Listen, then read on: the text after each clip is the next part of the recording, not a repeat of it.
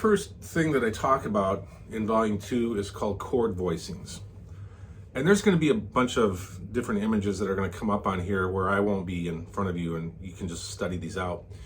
But chord voicings is a way of saying how to take a chord and make it sound different, maybe, okay?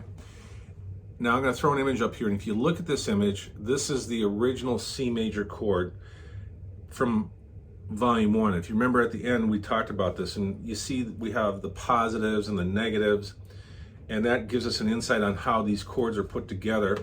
We have a major third on the bottom and a minor third between the 3 and the 5, and it's a positive and a negative. And if you know anything about magnets, opposites attract. These are wonderful sounding chords, very pleasant, and they're happy sounding because the first thing you hear is something positive. That's part of the foundation of this major chord. So let's just use this chord and understand how chords are voiced. All right, let's look at this. Remember I said to think about a chord like it's a house. I have my basement, and then I have my first story and my second story, or my root 2, 3, that's my first story, 3, 4, 5 is my second story. Think of it like a structure, okay? Well, if I do that and I want to look at this structure, let's look at this with this following image. So check this out. You can see that we have a C, E, and G, and it's built like maybe a little snowman, but you see how each one is stacked on top of each other.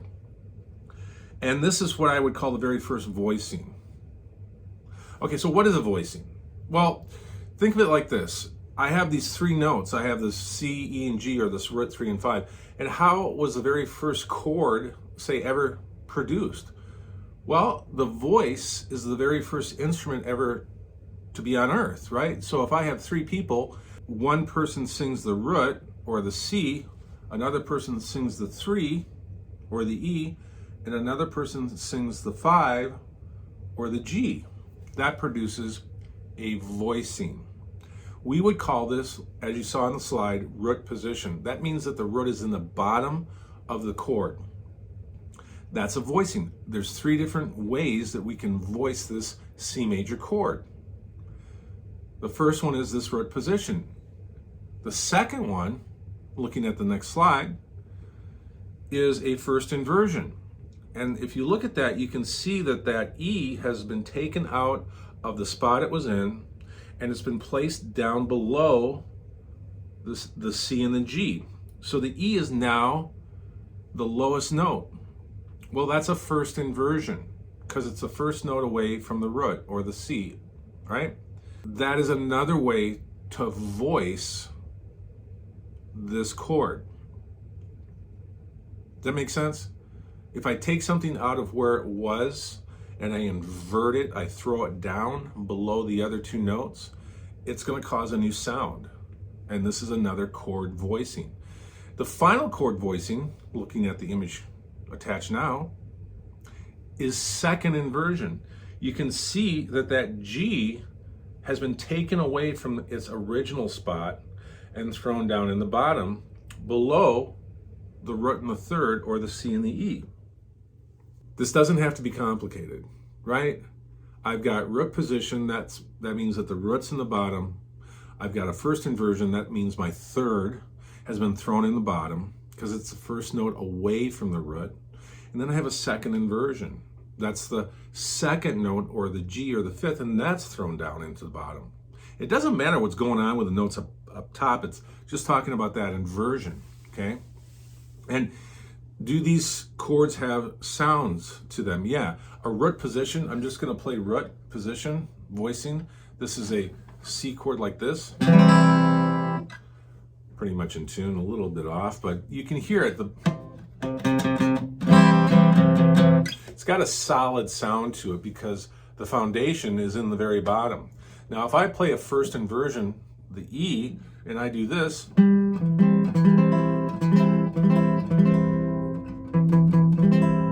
hear that? It has a lighter sound to it. This, here it has more solid, okay? And a second inversion, well, let's just go back to first inversion.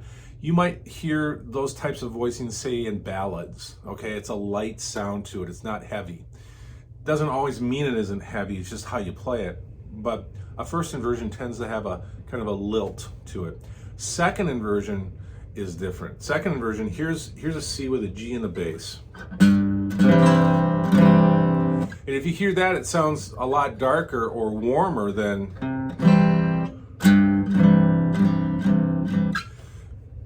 Hear the difference? An example would be like, what's a band that does a lot of second inversion voicings with acoustic songs is Pink Floyd, all right? That's just one example. There's many more, but they tend to have more reflective, introspective songs, and they go for that sound. So why know this? Because when you're listening to stuff, you're going to hear certain sounds and some of it may appeal to you. An example, let's take this real quick. Let's say that I'm going to play 3 chords and I'm going to play it with a second inversion, a fifth. Now I don't have distortion on, but a second inversion with a fifth in the bass can kind of be a dark sound. If I went, you hear how that has kind of a darker hue to it? Here's a root position with same 3 chords. It doesn't sound as dark. Hear the difference? So these voicings have an effect on what you're hearing and how you like it, okay? Again, I'm setting a template of understanding things about music, all right? And if we have this insight about it, you'll have an awareness. Now, let's take a look at a couple other images, all right? Now, these are chord diagrams, right? The first diagram is just a regular C chord, and see how above the neck diagram it just says C? Well, that's a root position. Let's take a look at another chord image. See, the next one, it has C with a slash and E.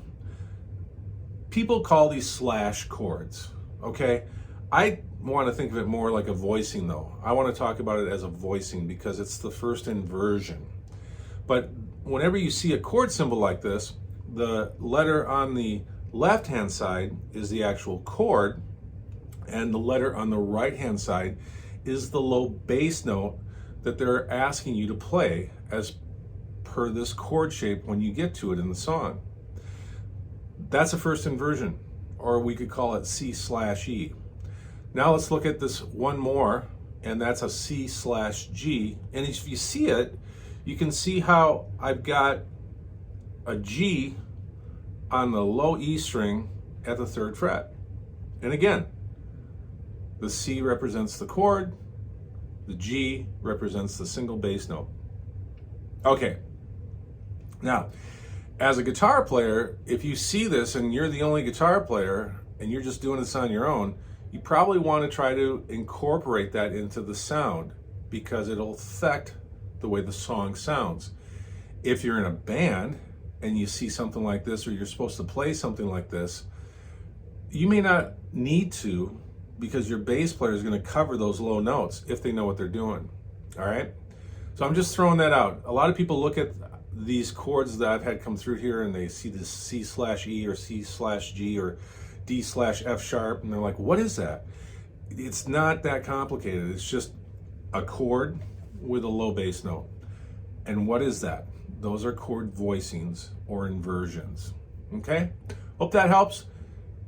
It's just part of the roadway of learning how to understand music and get your vocabulary of music together. So anyways, thanks guys, and we'll see you in the next vid. Thanks for watching this video. Again, I'm Phil Olson. To purchase the Awesome Guitar Series, click on the link below. It'll take you to Amazon. You can see full descriptions of each one of the volumes. After you've made your purchase and you receive them, go home and practice.